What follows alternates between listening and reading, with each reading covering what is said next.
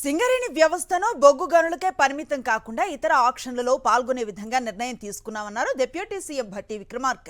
సింగరేణి సంస్థకు రావాల్సిన ఆదాయం గత కొన్నేళ్లుగా సరిగా రావటం లేదని, ఇతర ఆక్షన్లలో పాల్గొంటే సింగరేణికి ఆదాయం సమకూరే అవకాశం ఉందంటున్నారు. కరెంటు ఉత్పత్తిలో సింగరేణి ఇప్పటికే ప్రవేశించిందని, Singareni green energy, pump storage, mountain solar ప్రాజెక్టులు, గ్రీన్ హైడ్రోజన్లోకి వెళ్లడానికి ప్రయత్నాలు చేస్తోందన్నారు భట్టి. రాను సింగరేణి కాలనీస్లో బొగ్గు నిల్వలు వాడకం ద్వారా తగ్గటమే కాకుండా అదనంగా రావాల్సినటువంటి బ్లాకులు ఈ సింగరేణి కాలనీస్కి గత కొన్ని సంవత్సరాలుగా రాకపోవటం వల్ల కూడా కొంత నష్టం జరుగుతూ ఉంది.